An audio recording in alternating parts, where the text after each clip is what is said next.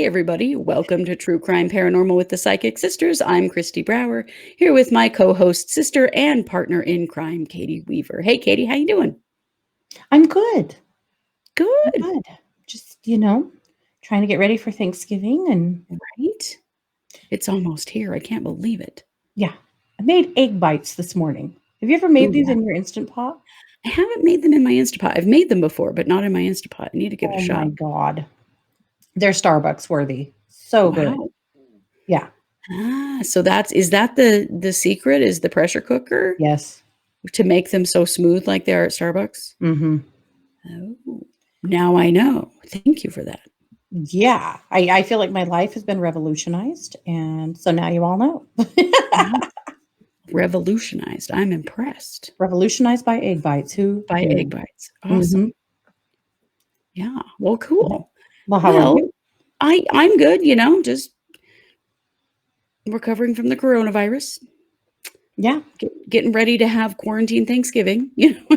Yep. It's all weird, my friends. It's all weird. I don't know what to do. I'm actually Yep. cooking. Well, my wife and I will be cooking all of Thanksgiving dinner, which never happens because we go somewhere else for Thanksgiving and we just bring stuff. Yeah. So we're actually going to be cooking it all, which I'm excited about. It's going to be fun. Mhm.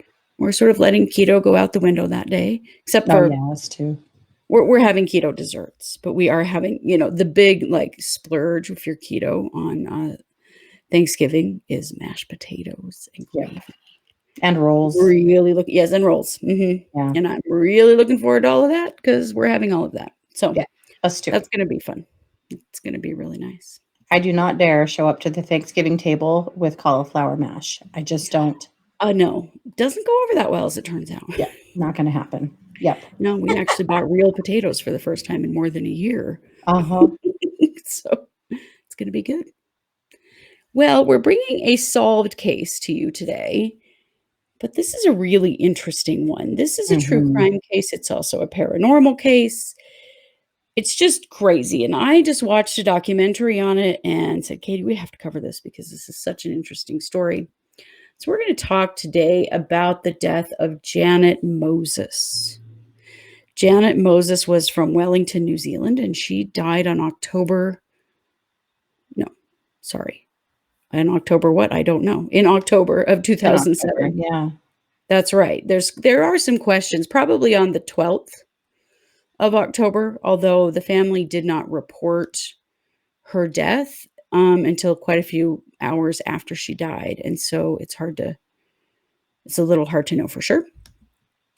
Mhm. So this is such an interesting story because it's about um, a Makatu lifting, which we would consider to be kind of like an exorcism. Okay, so a Makatu is like an evil spirit or a curse or something to do with like witchcraft or sorcery. The Janet was Maori and her family. And so this case it's challenging to me because her family was trying to help her. They really believed that that's what they were doing, and killed her accidentally, Mhm. but then ended up going on trial, criminal trial, for her death. And it just there's a lot of interesting elements. So I'm going to tell the story and then we can talk a little bit about it. So Janet was going through a rough period. Her grandmother, who she was really close to, had died. And then she was having some problems with her partner at the time. And her behavior started to change. She was honestly, in my estimation, she was probably having a psychotic break. Yeah. That's kind of what it appears to be, is she was having a psychotic break. Mhm. She was hallucinating and mumbling and sometimes screaming and attacking people and, behaving Mhm. very strangely. And so, of course, the Maori, like a lot of us, we initially look at stuff like that from a spiritual standpoint. That's not Mhm. uncommon. That's not just a Maori thing. I think that's everybody. Oh, You know, sure. you try to look at this from a spiritual standpoint. Um, and so her family was really, really concerned about her. and they wanted to try and help her and figure out what was going on. Now, this Maori family, they were very, very close, and so this was extended family. They had, kind of the leader of the family, which was her uncle, and so they came together to decide what to do about her, how to best help her. So Mhm. they were meeting at her grandmother's house where her grandmother had lived before she died, trying to make a plan about what to Mhm. do because they thought she had a Makatu she'd been cursed or she had an evil spirit or something like that. So one of the things that they did is they brought in an elder, and his name was Timi Rahi. And so he was an elder, and he came in and he did some prayers and blessings for her. And it came out that some members of the family had stolen this concrete lion from a hotel in the town where they lived. Mhm. And the elder felt like their family was being punished for this theft.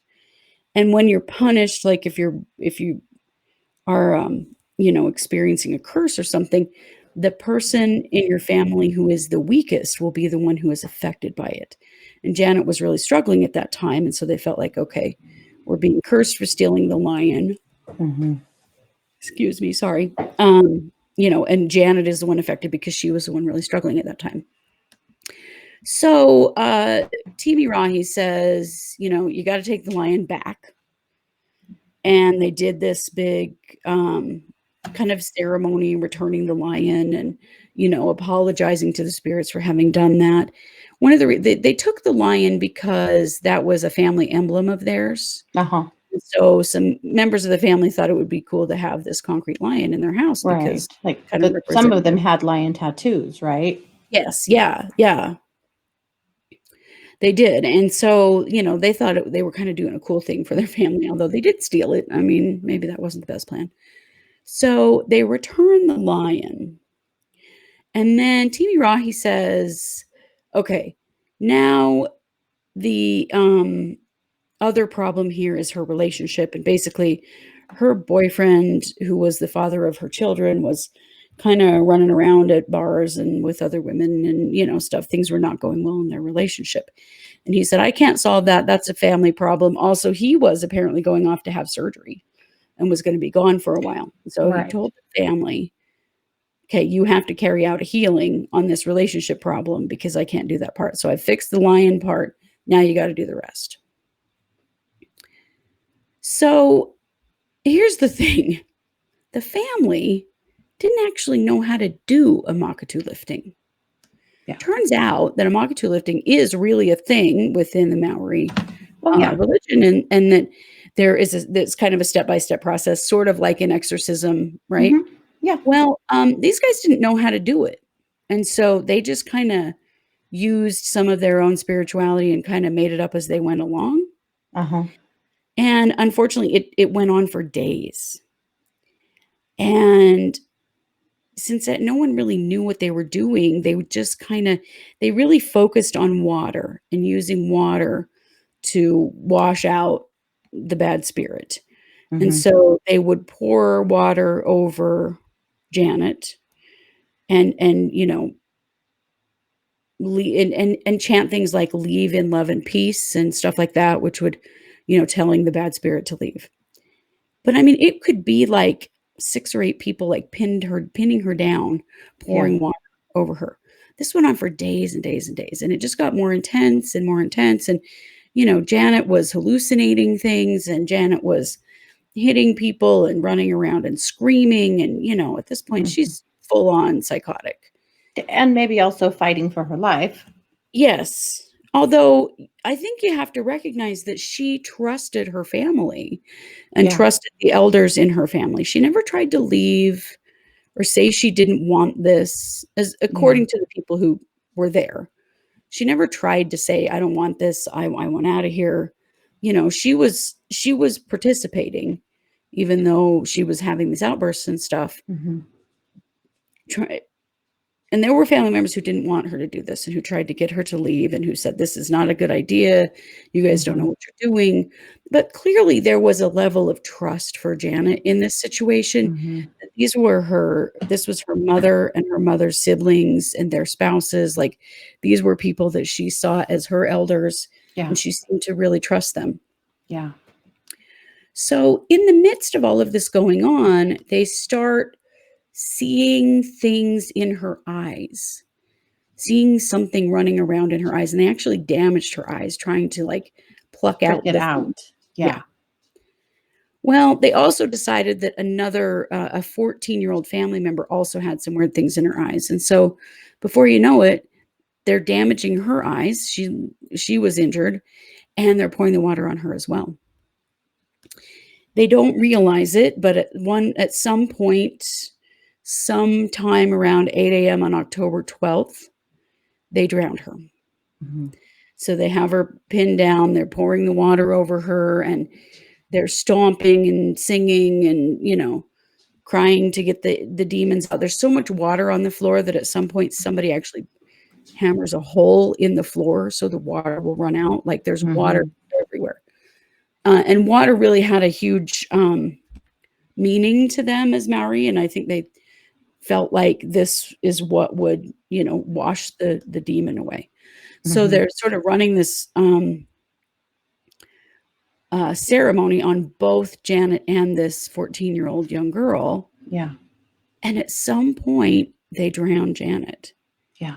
Now, they don't realize they killed her for a while. Once they realize she's dead, then they go to work on the 14-year-old girl, thinking, "Okay, well," they honestly kinda thought that the spirit killed Janet. That was really where Yeah. they went with this.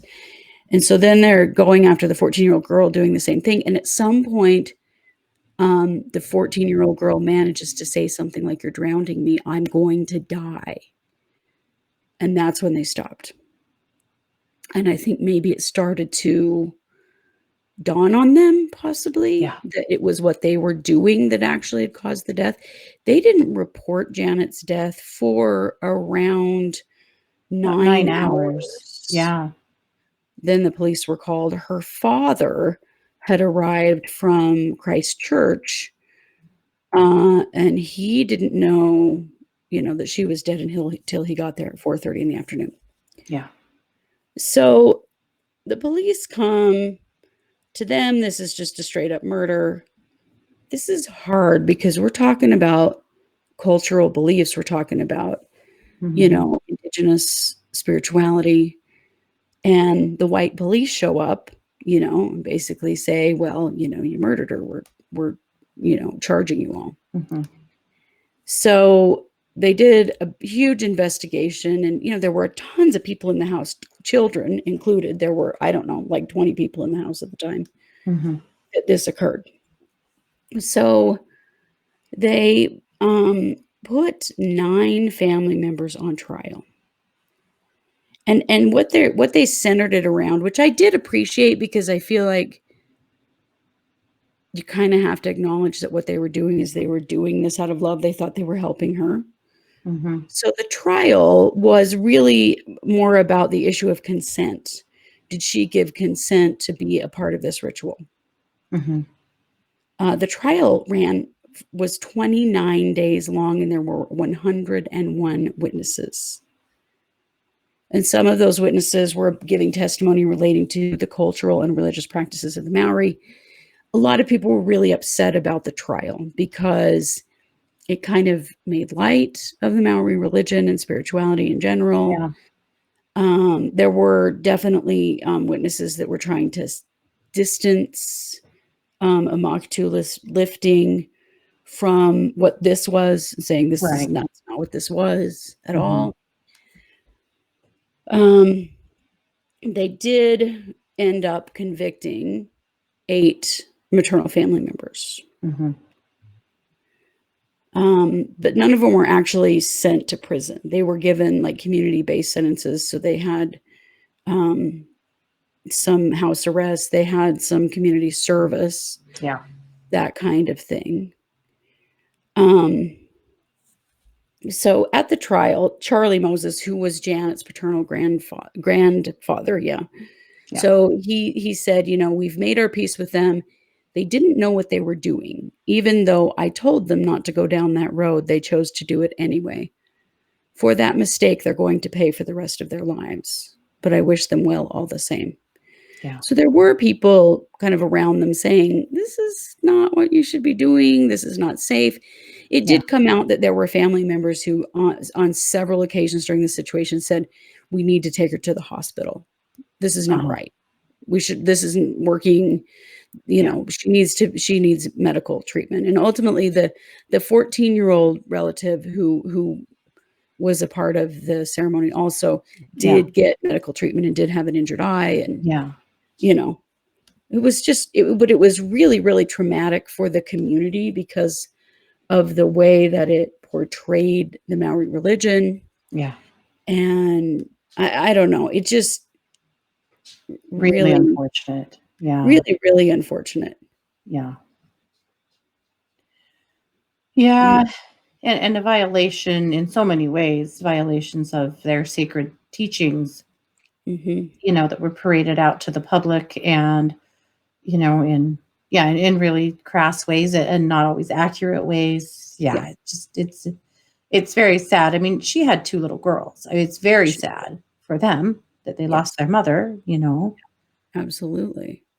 But yeah, but it's also an interesting study in the that group hysteria, that seemed Yes, to fuel this.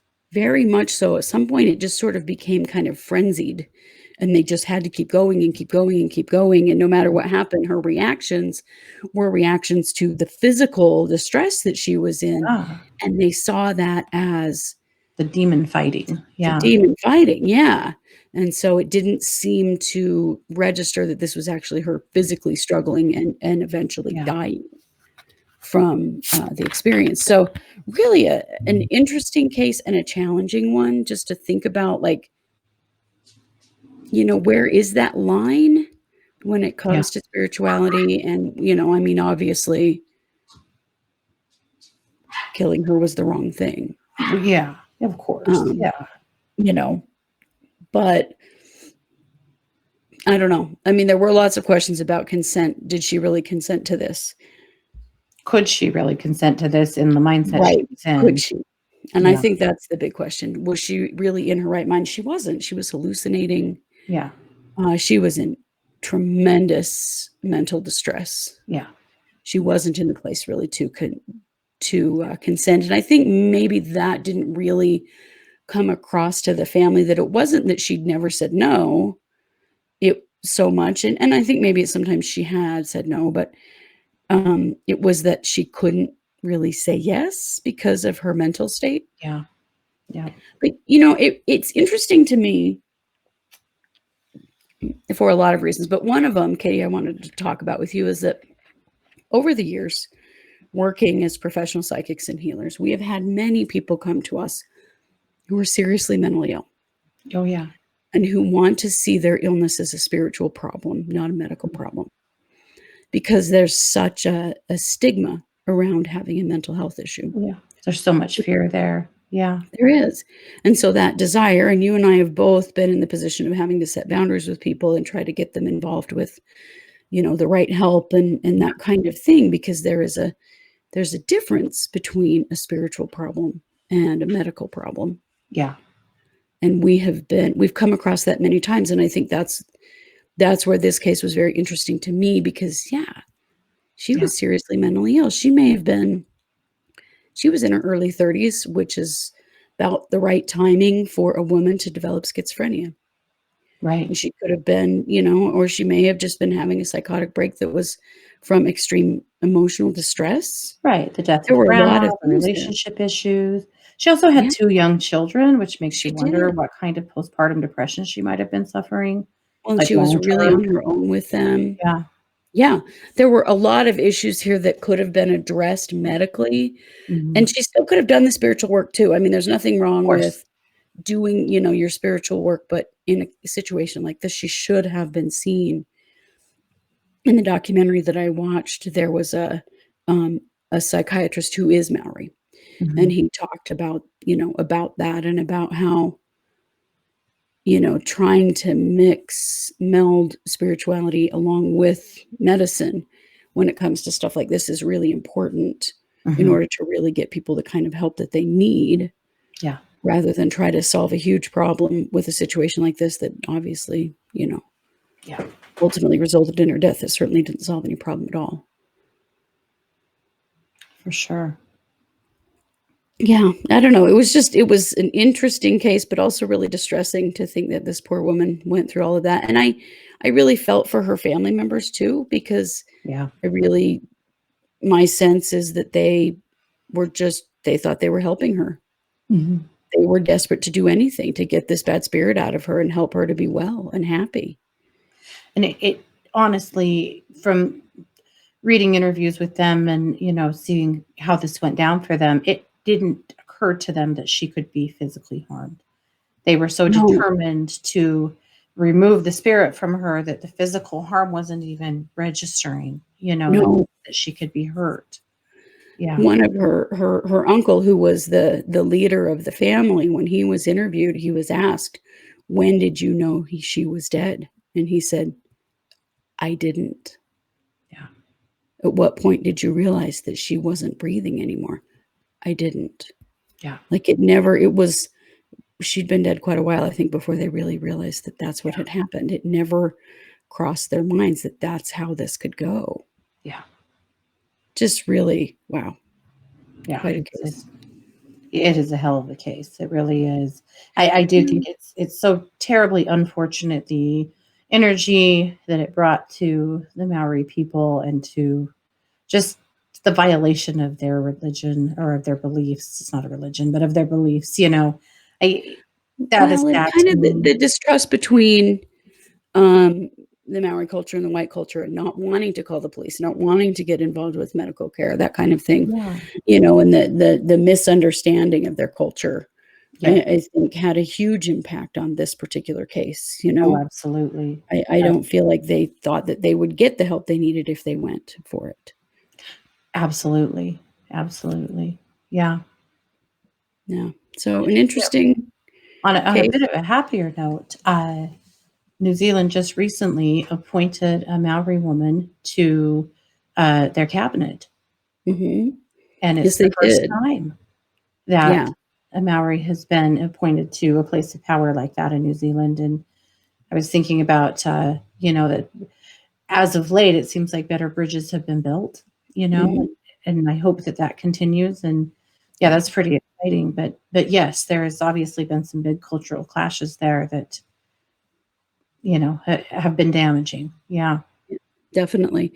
And that's the kind of work that needs to be done, and I think part of it Yeah. in anywhere, where there's an indigenous culture and a colonizer, Mhm. present, that there's a lot of work that has to be done to Yeah. bridge those gaps and to understand one another to make sure that this stuff doesn't ever happen again. Mhm. Mhm. Without a doubt. Yeah. Yeah. Do you think that I mean, we've worked on dark entity attachments, we've worked on all kinds of what you would call dark spirits. Mm. Do you feel like Janet Moses had a dark spirit? No, I don't. Yeah, I don't either. I don't. I feel Doesn't like hit me that way at all. this was pretty classic mental illness, and that's really what was happening. Yeah. Mhm. We've done a lot of work clearing dark entity attachments and, all kinds of different things over the years, and Yeah. yeah, that hit me immediately that she didn't have one. This No, really was that's not how a that reads at all. a No. psychiatric breakdown. Yeah. But I can understand why her family thought that's is what it was. It was very much ingrained in their culture that, when this kind of thing happens, it's a spiritual problem. Yeah. Well, and it was scary and disturbing. She was waking up in the night shrieking and screaming that she wanted to kill her family. I mean, Yeah, she was saying and doing some scary stuff, and they she wanted to help was. her. They had to Mhm. help her. Yeah. Yeah, they did, and they did what they knew to do. Yeah. Yeah, wow. Well, sad case, very sad case. And honestly, if this had happened in a village, you know, that was of indigenous people that were allowed to live their own way, we would have never heard about this case, you know? I know. It's true. But then again, they probably also would have known how to do this work correctly. I mean, you can't That was discount the the fact that thing.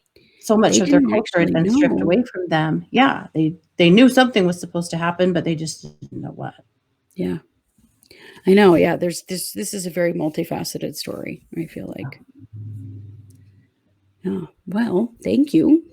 Yeah, you bet. Thank you all for being here and listening. And of course, we're True Crime Paranormal with the Psychic Sisters. You can find us on Facebook. We have a fan page and also a discussion group. And you can find us over at Patreon. We do have a Patreon, and we appreciate all of you that support us there and help make what we do possible. You know that we will be back. This is our Tuesday show, and we will be back with a live show, not a live show, a pre-recorded show on Wednesday, and then a live stream on Wednesday night for Mhm. our case updates, and a live stream on Thursday night, which is Thanksgiving in the US, but we are going to do a live stream because, quarantined. What else are we going to do? And That'll so be we're the going to Psychic Hour show. come Yeah. to you with the psychic hour on Thursday night. Yeah. So be sure to keep coming back and like, subscribe, and share. We appreciate all of you for watching and listening and being present with us. And thanks for being here with True Crime Paranormal with the Psychic Sisters. Have a great day. Bye, guys.